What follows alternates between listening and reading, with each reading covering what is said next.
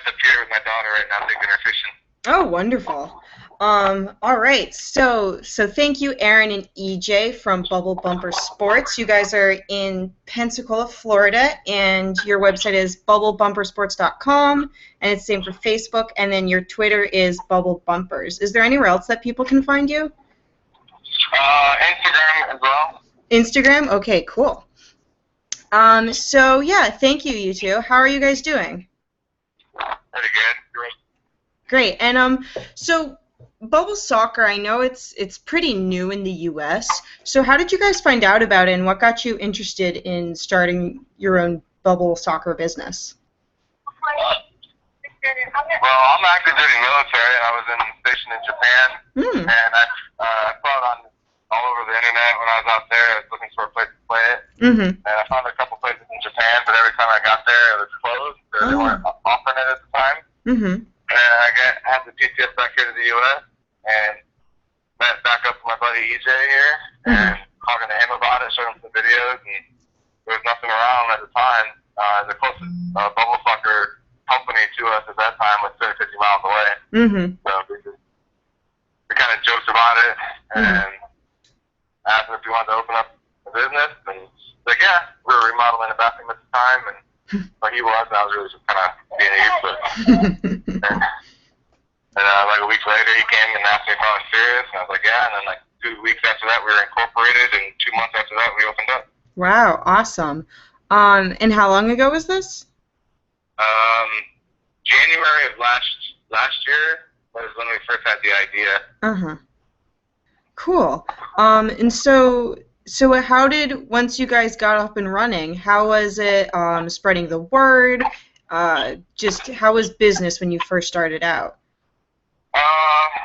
It was pretty good when we first started out. It wasn't too bad. Summer times are real slow. Winter times are real slow. But it's been surely steady ever since. I think we're doing better this year than we did last year. Nice. Cool. And were there any specific or unique challenges you can think of with the business? I think the biggest challenge was just really getting people in the area to know about us. What do you think, EJ? Yeah. That was a bigger challenge in the beginning. Yeah, nobody knew what bubble soccer was. Yeah. And now most people know what it is. So what kind of things did you guys do then to like educate people on what exactly bubble soccer is? A lot of Facebook, a lot of public events, handing out flyers. A lot of public events. Yeah. A couple parades. We got interviewed on TV. The news station did a piece on us. The Pensacola News Journal did a piece on us. Cool. That's great. And they liked us so much they gave us a commercial. Oh, no way. Yeah. That's awesome. Did you ever have to pay for advertising? Yeah. We spent a lot of money on advertising. And would you say it's definitely helped? Some things have, yeah. I remember one time right when we were opening up, we spent about, how much did we spend on the radio ad? Like over $2,000, right? Yeah, 17 to be exact. Yeah, it was like right around $2,000 that we spent on a radio ad one time. Ran for like 2 weeks, and I think it was kind of pointless. Interesting. Okay. So radio wasn't so useful. But was there another medium of advertising that was more useful then? Yeah, Facebook and word of mouth. Facebook and word of mouth. Really word of mouth. Okay. All of our customers really love us, so we rely heavily on word of mouth. I think we're pretty good with that. Yeah. So what is so do you guys do mainly like private events and parties, or do you run leagues? What sort of things do you do with the bubble balls? We do a lot of things. I think from private events or small birthday parties for kids or for adults, bachelor parties, public outreaches, church ministries, nice. Team building, corporate team building. Awesome. We've expanded a little bit into doing some event coordination itself, and all kinds of stuff like that. Fantastic. How many bubble balls do you guys have? About 50. 50? Yes. Wow. Wow.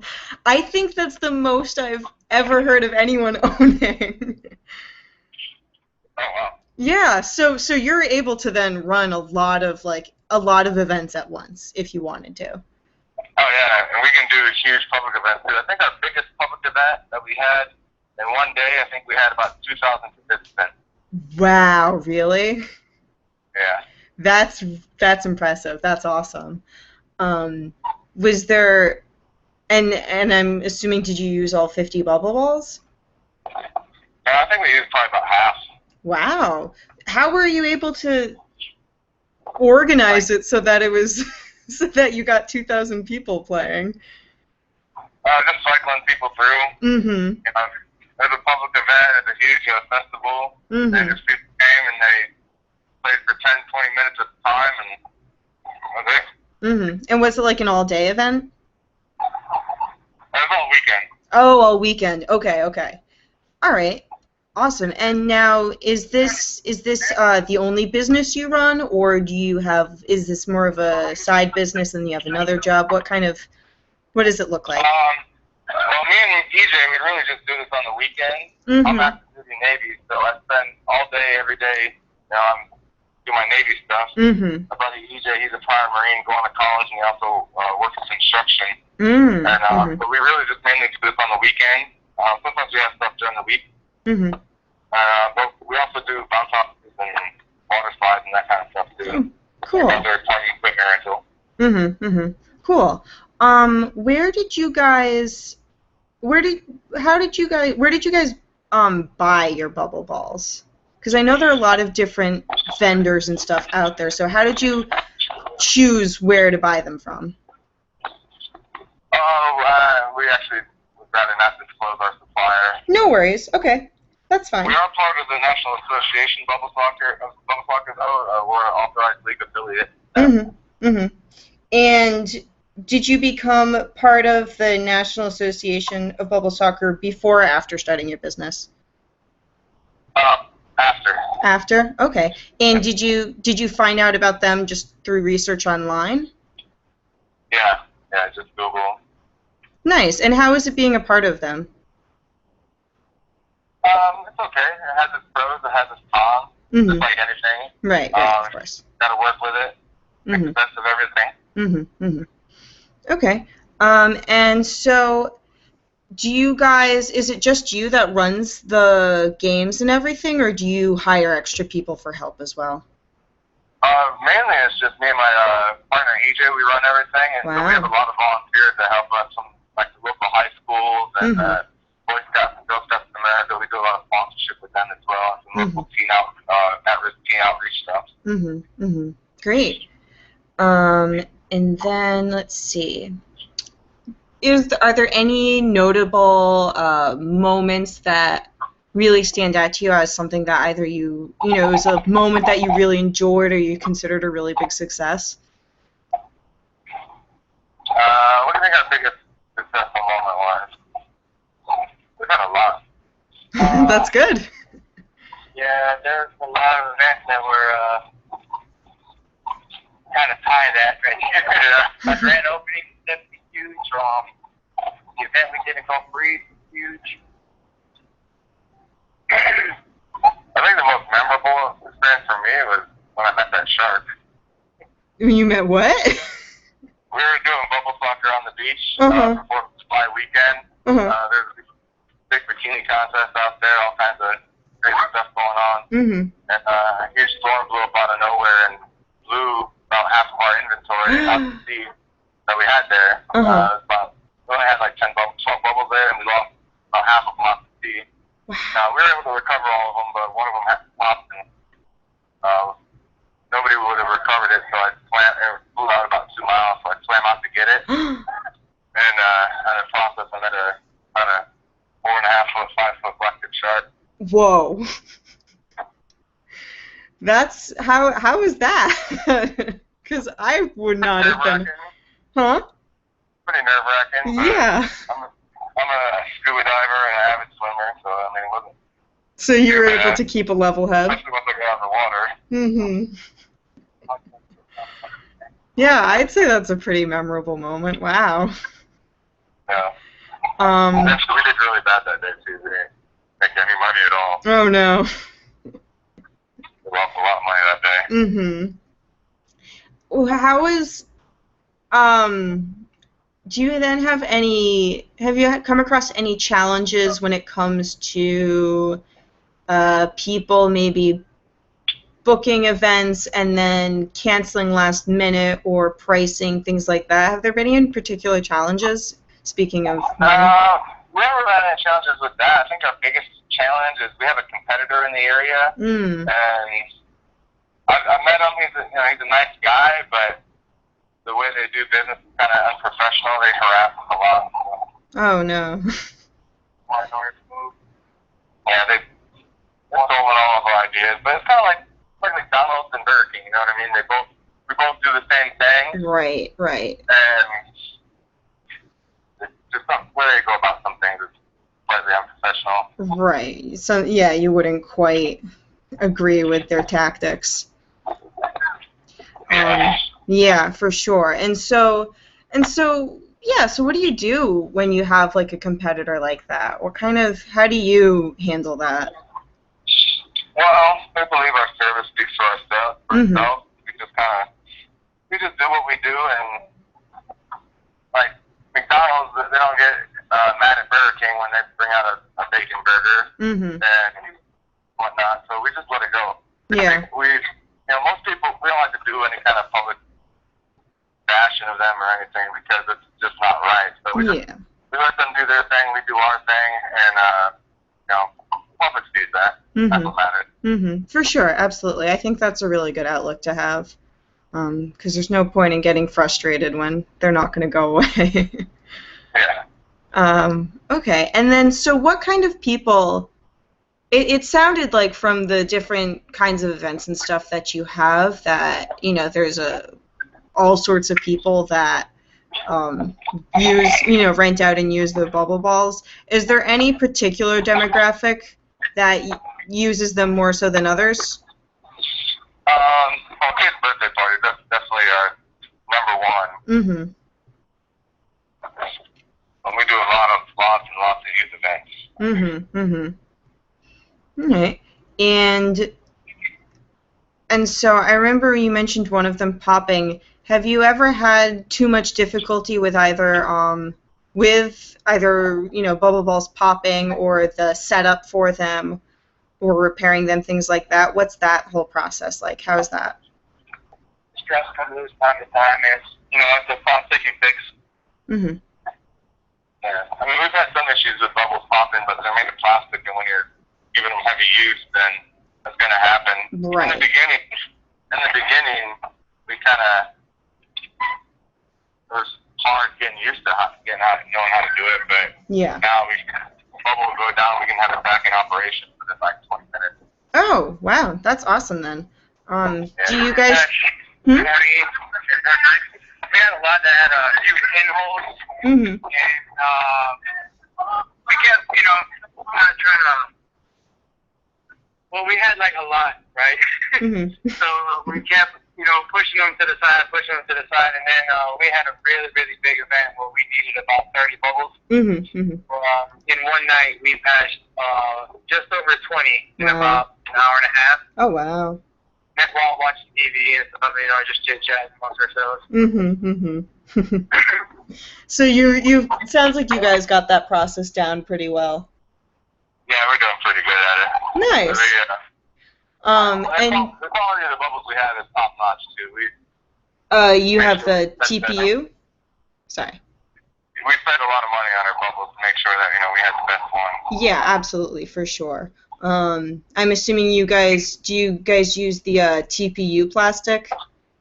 Oh yeah. TPU is the way to go. It just doesn't last. Yeah, right. Absolutely. And then, do you guys have like an electric pump or something that you use to blow them up? No, I blow them all up by hand. Really? No, I'm joking. Oh, I was about to be very impressed for a moment. I blow them all up by hand.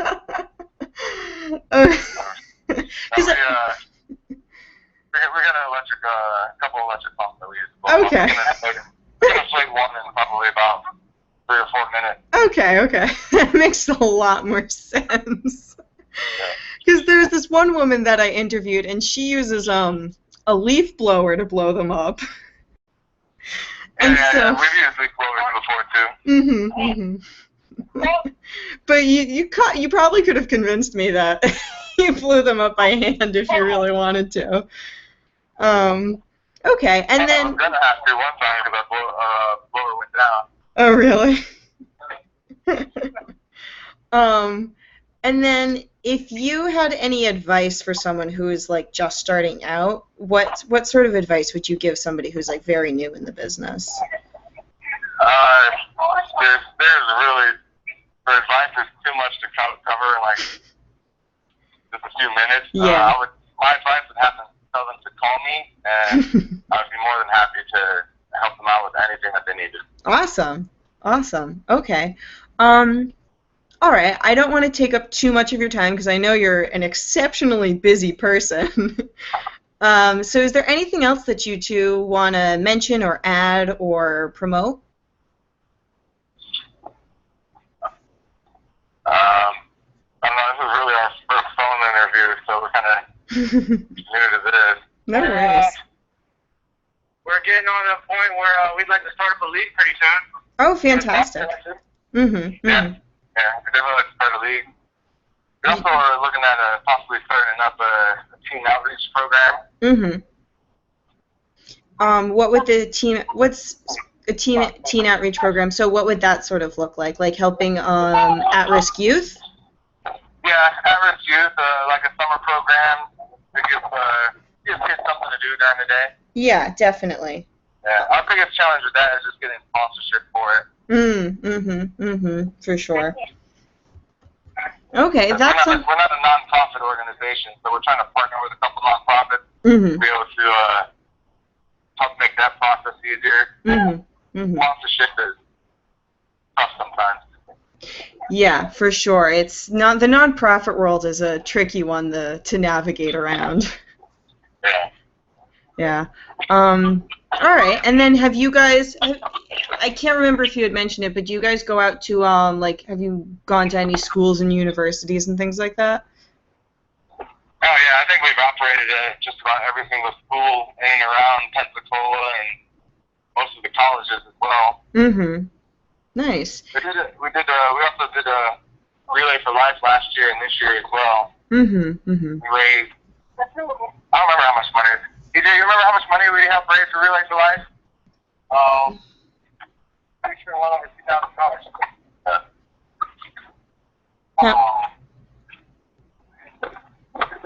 How much? Over the course of just a couple of events, I don't remember the final number, but I know just over the course of our 2 or 3 biggest events, we raised over $2,000 just at the events themselves. Wow, that's fantastic. That's really great. Have you guys had any difficulty? I know another person that I've been talking to. They had been trying to take bubble balls to schools, and they came across difficulties with liability and insurance. Did you guys run into any troubles like that? Yeah, we've had some trouble with that, but the hardest part about it is just getting on the approved school vendors list, which involves the background check, security investigation, and we had to do work closely with our insurance company and the school to make sure our waivers were able to be modified enough to be acceptable by the school, because our waivers are all, and dictated by our insurance company, are all, waiver of all liability, but schools don't like that, so they need us to assume, a certain amount of risk. So we just have to work with that, which wasn't an issue. All right. Okay, that's good to know then, because I think that can be a tricky thing to figure out for some people. All right. Then I think that's all that I have. Oh, except, sorry, one more question, and then I promise I'll be done. No problem. If you think of anything later on, feel free to just email me or call me anytime. Yeah, thank you, and I really do appreciate your openness and willingness to speak with me. It's been really fantastic. Is there anything that you wish you had known when you first started out? Both of our very first time ever opening a business. Mm-hmm. I mean, we learn something new every single day. Yeah. So whether it's from a better way to do things, or a better way to cut costs, or a better way to advertise, or just a better way to operate. I mean, there's a million things I wish I would have known opening up versus what I know now. If I could go back and do it again, I'd definitely be able to start off a whole lot better and smarter. If there was one thing you could change, what do you think it might be? The heat. The heat, yeah. The heat? It's just so hot. Yeah. Right now in the summertime. Yeah. The average is 90 to 100 degrees every day with humidity. Right. So, yeah. If we could change that, that'd be great. But we have a number of indoor venues, places that we rent out, that we use, so it works out. Okay. Yeah, good. I'm glad that you have some indoor places, because I know that it can get exceptionally hot and sweaty inside those bubble balls. Where are you located at? You in New York? Yeah, I'm located in New York City. Oh, okay. Yeah. I grew up in upstate New York. Oh, no way. How far upstate? You know where Norwich is? Where? Norwich? Norwich? I don't know Norwich, New York. I know Norwich, Connecticut. Okay, have you heard of Syracuse? Yes. Okay, we're about an hour and a half drive south from Syracuse. Okay. We're a tiny town out in the middle of nowhere. Yeah. I left when I was 15 and never really looked back. Wow, very brave. All right then. Well, thank you so much.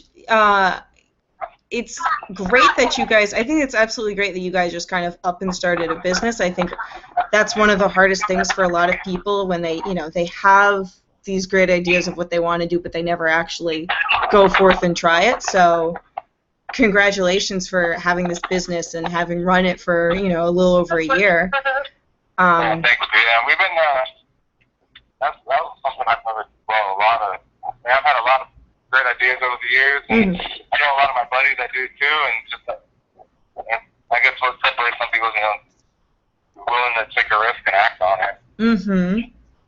Right. I think that it's the acting on it, taking that risk and acting on it, that's the hardest part. So it's scary at first, but yeah. Stick with it, it works out. Yeah, absolutely. So yeah, thank you guys. I will let you go, and so you can enjoy the night and enjoy fishing. Okay, thank you. Allie, you having a good time fishing? Yeah. How many fish you catch? I don't know. She's caught more than everybody here. Nice. Good for her. That's great. All right then. Well, thank you so much. I hope you guys have a great night, and good luck to your business. Bye. All right. Thank you, Lindsay. Thank you.